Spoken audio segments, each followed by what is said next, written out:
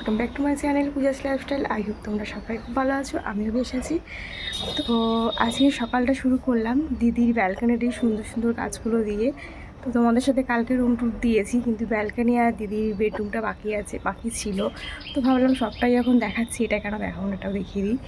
তো যাই হোক, কেমন লাগলো দিদি ব্যালকনির সুন্দর সুন্দর গাছগুলো অবশ্যই কমেন্টে জানিও। তো এখন বাজে বলতে ঠিক সকাল 10টা, এখন থেকে আমি আজকের ব্লগটা শুরু করছি। দিদি বাড়ি এসে কোনো কাজ নেই, খাচ্ছি দাচ্ছি ঘুমাচ্ছি রেস্ট নিচ্ছি। তো যাই হোক, আজকে আমার ছুটি শেষ, আজকে আমি বাড়ি চলে যাব। বিকেলবেলা মা নিতে আসবে, মানে হাফ রাস্তায় যাবো দিদির সাথে, হাফ রাস্তা মা আসবে আমাদের নিতে। তো যাই হোক, চলো আজকে ব্লগটা এখন থেকে শুরু করলাম। দেখতে দেখতে আশা করছি তোমাদের সবার খুব ভালো লাগবে। তো দিদি ব্যালকনিটা কিন্তু একদম রাস্তার ধারে, গাড়ি ঘোড়ার আওয়াজ পাবে, তো একটু ম্যানেজ করে নিও। তো চলো, কালকে যেহেতু দিদি বেডরুমটা ট্যুর করানো হয়নি, তো ভাবলাম যে এটাও দিয়ে দিই, এটা তোমাদের সাথে শেয়ার করে দিই। তো চলো বেডরুমটা তোমাদের সাথে শেয়ার করি, আর পরে কী কী দেখানো যায় সেটাও দেখাবো। তো চলো দেখানো যাক, বেডরুমে যাওয়া যাক। তো এই যে বেডরুমে ঢুকে তো বেড ছিল, তোমরা জানোই যারা আগের ব্লগে দেখেছিলে। তো এইখানে একটা অন্য ফ্লাওয়ার ভাস ছিল, সেটার জায়গায় এটা এসেছে। আর এই যে টিভি, আর এই হচ্ছে দিদির ওয়ার্ড্রপ। দিদির ওয়ার্ড্রপের ডিজাইনটাও কিন্তু খুব সুন্দর। তারাও দরজাটা বন্ধ করে দেখাই, তাতে দেখতে ভালো লাগবে। তো এই দেখো কত সুন্দর না, আমার তো বেশ সুন্দর লাগে। তো এই গেল ওয়ার্ড্রপ, এই গেল বেড, আর এখানটা থেকেই কিন্তু ব্যালকানি। এই যেটা খুললেই ব্যালকানি, এখানে গাছগুলো যেগুলো তোমরা আগে দেখলে একটু আগে, ব্যালকানির গাছগুলো। আর এইখানে হচ্ছে সেন্টার টেবিলটা, যেটা নিউ, মানে ওখানে ডাইনিং ছিল সেটা এখানে দিয়েছে। আর দেখো এই গাছগুলো, এটা নিউ দিদি নিয়েছে, কি সুন্দর না, আমার তো বেশ ভালো লাগছে।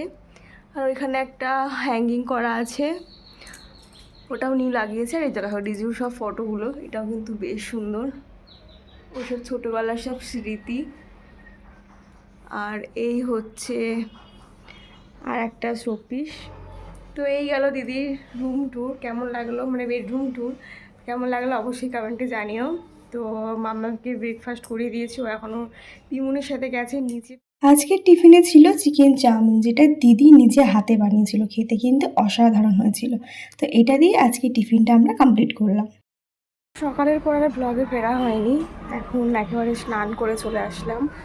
তো মাঝে মামাকে স্নান করালাম, খাওয়ালাম, তারপরে ঘুম পাড়িয়ে দিয়েছি। আর যে ঘুমের জন্য খুব বায়না করছিল। তো চলো এখন যাবো ব্যাগ প্যাক করতে। সব ছড়িয়ে ছিটিয়ে আছে এতদিন ধরে, মানে দুদিন ধরে যা জিনিসপত্র বলেছি ব্যাগ থেকে বার করছি, আবার সব প্যাক করতে হবে। তো চলো ব্যাগটা প্যাক করব, কারণ টাইম তো প্রায় ঘনিয়ে আসছে বাড়ি যাওয়ার, এখন বাজে প্রায় দুপুর 2টো। তো আস্তে আস্তে গুছাই। মা আসবে মোটামুটি 5টা, 5:30টার সময় টাইম দিয়েছে। আমরা হয়তো এখান থেকে 5টার সময় বেরাবো, লাঞ্চ করে একটু রেস্ট নিয়ে তারপরে বেরিয়ে পড়বো। তো চলো ব্যাগটা প্যাক করব। তো ঘরে গিয়ে আবার দেখা। আমি ঘরে এসে লেগে পড়লাম ব্যাগ প্যাক করার জন্য। সব থেকে বোরিং কাজ যেটা, আমার একদম ভালো লাগে না, কোথাও ঘুরতে গেলেও ব্যাগ প্যাক করতে ইচ্ছা করে না। আর ঘুরে বাড়ি এসেও তো প্রচুর কাজ থেকে, ব্যাগ থেকে এগুলো বার করো, আবার গুছিয়ে পাট করে আলমারিতে রাখো, সব থেকে বোরিং কাজ লাগে আমার। তো যাই হোক, ঘুরতে যখন এসেছি সেগুলো তো আমাকে আবার গুছিয়ে নিয়ে যেতে হবে। তো এসেছিলাম 2 দিনের জন্য, আর জামা কাপড় নিয়ে এসেছি 4 দিনের, যেহেতু বাচ্চাদের প্রচুর জামা কাপড় লাগে, তাই দেখো আমি ভরে ভরে মামামের জামা প্যান্ট নিয়ে এসেছি। কিন্তু তার মধ্যে মনে হয় 50% আমার বার করতে হয়নি। তো যাই হোক, কয়েকটা জামাই বার করেছিলাম, সেরকম তো কোথাও যাইনি, বাড়িতেই ছিলাম বেশিক্ষণ। তো এখন দেখো ব্যাগ প্যাক করতে বসে পড়েছে, রিজু আমাকে হেল্প করছিল। আর ওদিকে জানো তো দিদি মাম্মামের জন্য যে অ্যাপেল আর রাঙা আলু এনেছিল, সেইগুলো অনেক বেঁচে গেছে, সেইগুলো আমাকে দিদি দিয়ে দিল, সেইগুলো ব্যাগে নিয়ে নিলাম। দিদি বললো আমাদের তো লাগবে না, তুমি নিয়ে যাও, ওর কাজে লেগে যাবে। ঠিক আছে নিয়ে যাই তাহলে। তো দেখো ব্যাগ প্যাক করতে করতে কত বেলা হয়ে গেল। ওদিকে দিদি লাঞ্চটা বেড়ে ডাকছিল। তো এই হলো আমার 3টে ব্যাগ, এখন একটা ব্যাগ হবে, সেটা বাইরে। তো যাই হোক, দিদি ওখানে লাঞ্চ বেড়ে রেখেছিল, সেটা এখন করতে চলে আসলাম। তো দেখো আজকে লাঞ্চে ছিল খারকুল পাতা বাটা, শাক ভাজা, উচ্ছে সিদ্ধ, আর চিকেন, আর ছিল হচ্ছে স্যালাড। তো এটা দিয়ে কিন্তু আজকের লাঞ্চটা কমপ্লিট করলাম। আর তারপর কিন্তু মাঝে কোনো ভিডিও শ্যুট করতে পারিনি, তারপর একেবারে রেডি হয়ে বেরিয়ে পড়লাম বাড়ি যাওয়ার জন্য। জামাইবাবু একটা টোটো করে রেখেছিল, যেটা আমাদেরকে হাফ রাস্তা অবধি দিয়ে আসবে, আর তারপরে হাফ রাস্তাতে আমরা অটো করে যাব মায়ের সাথে। তো দেখো মাম্মাম এখন দিদির শাশুড়ির সাথে বেরিয়ে গেছে। গেছে। আর ওদিকে দিদিরা প্রথমেই আমার ব্যাগ ট্যাগ নিয়ে টোটোয় তুলতে চলে গেছিলো, তো আমি পরে বেরালাম। তো দেখো মাম্মাম তো বেশ খুশিতে আছে, যেহেতু এখন বাড়ি যাচ্ছে তাই দেখো দিদি শাশুড়ির কাছে গেছে, না হলে এই দুদিনে কিন্তু কারোর কাছে যাচ্ছিল না, ভীষণ কান্নাকাটি করছিল, মানে এখন না বুঝতে পেরেছে যে এখনো বাড়ি চলে যাচ্ছে।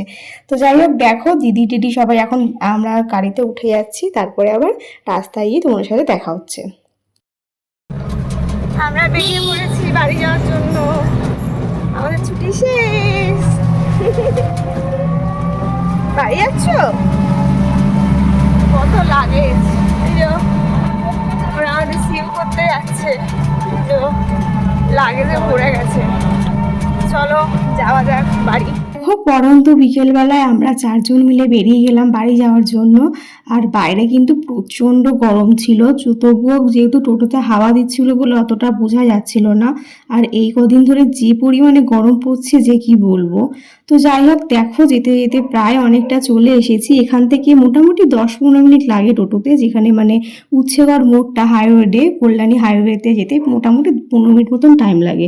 তো টোটোটা বলেছিল বলে আমাদের আর প্রবলেম হলো না, রাস্তা থেকে টোটো ধরতে গেলে অনেকটা টাইম লেগে যেত, আর তার মধ্যে আমার প্রচুর লাগেজ ছিল। তো যাই হোক দেখো এখন যাচ্ছি, আর মামামকে দেখো পিমুনির কোলে বসে বসে চারিদিকটা দেখতে দেখতে যাচ্ছে, যে বাইরে কি সুন্দর হাওয়া দিচ্ছে। আর ও না ঘুমাচ্ছিল, ওকে ঘুম থেকে তুলেই নিয়ে চলে এসেছি, একটুখানি জল খাইয়ে বাড়ি গিয়ে ওকে দুধটা খাওয়াবো, সুজি খাওয়াবো, দুধ সুজি বাড়ি গিয়ে। তো এখন আর খাওয়ালাম না, যেহেতু ও অ্যাপেল সিদ্ধটা খেয়ে ঘুমিয়েছিল, তাই ঘুম থেকে তুলেই ওকে জল খাইয়ে নিয়ে বেরিয়ে পড়লাম, কারণ বেশি ওয়েট করলে অনেকটা লেট হয়ে যেত। ওদিকে আবার মা আমাদের জন্য ওয়েট করবে, মা আগেই চলে এসেছে, মা ফোন করেছিল মাঝে। তো দেখো এখন আমরা যাচ্ছি, আর যেতে যেতে জানো তো একটা জিনিস দেখলাম, আজকে হচ্ছে ফলহারণী অমাবস্যা, তার জন্য না রাস্তা দিয়ে একটা খুব সুন্দর কালী ঠাকুরের মূর্তি নিয়ে যাচ্ছিলো, তারা তোমাদের সাথে শেয়ার করছি। ওই দেখো কি সুন্দর ঢাকাই জামদানি পরে ঠাকুরটাকে নিয়ে যাচ্ছিলো, বেশ সুন্দর লাগছিলো দেখতে। দেখো মায়ের কত সুন্দর একটা রূপ দেখলাম। তো যাই হোক যাওয়ার সময় মনটা খুব খুশি হয়ে গেল। তো যেতে যেতে দেখি মা ওখানে দাঁড়িয়ে আছে, আমাদের জন্য ওয়েট করছে। আর গাছে যে আম পেয়েছিল সেই আমও কিন্তু মা নিয়ে এসেছে। আগের দিন যেহেতু আমাদের প্রচুর লাগেজ হয়েছিল, তাই আগের দিন আমরা সেরকম একটা আম নিয়ে আসতে পারিনি, তাই আর আমগুলো না মানে থাকছে না, গরমে না পচে যাচ্ছে, তার জন্য মা নিয়ে আসলো।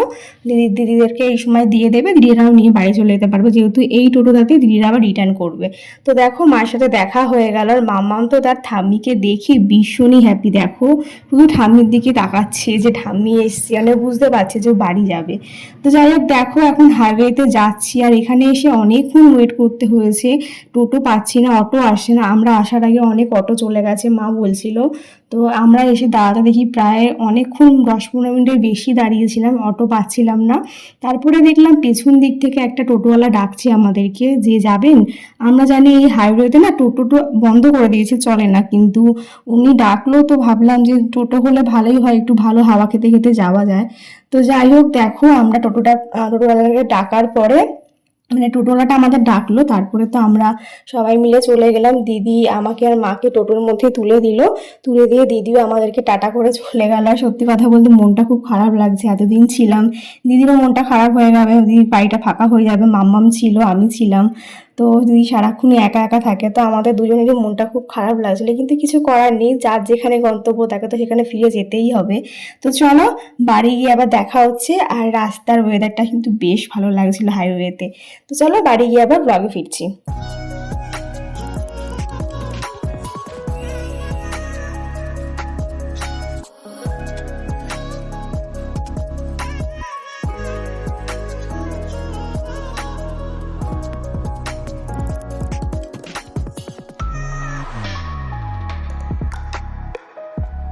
দেখতে দেখতে অনেকটা রাস্তা চলে এসেছিলাম, প্রায় বাড়ির কাছে। আর ওদিকে বাবাকে ফোন করেছিলাম, বাবা আমাদেরকে সার্ট কলোনি মোড় থেকে নিতে আসবে, সেখান থেকে না নিলে কিন্তু আমরা এত ব্যাগপত্র নিয়ে মামামকে নিয়ে যেতে পারবো না। তার মধ্যে মায়ের রিসেন্টলি পায়ে ক্র্যাক হয়েছে, মা তো এত ভারী ভারী ব্যাগ নিতে পারবে না আর কি। তাই বাবাকে ফোন করেছি, বাবা বলেছে আমাদেরকে নিয়ে যাবে। আর মামাম দেখো বাইরে যেহেতু হাওয়া দিচ্ছে আর হাইওয়েতেও কিন্তু বেশ মজা পাচ্ছিল। তারপরে কিন্তু বাড়ি চলে এসেছিলাম, বাড়ি এসে আর কোনো ব্লগ শ্যুট করা হয়নি, তাই আজকের ব্লগটা আমি এখানেই শেষ করছি। দেখা হচ্ছে তোমাদের সাথে আবার কোনো নতুন ব্লগে। তো ভালো লাগলে অবশ্যই এটা লাইক করে দিও, আর চ্যানেলটা যারা এখন আমি সাবস্ক্রাইব করি প্লিজ প্লিজ সাবস্ক্রাইব করে দিও নেক্সট ব্লগগুলো দেখার জন্য। তো চলো আজকের মতন টাটা করছি, দেখা হচ্ছে নেক্সট ব্লগে। এখন গিয়ে মামামকে নিচে গিয়ে খাওয়াবো। তো চলো tata bye bye and good night.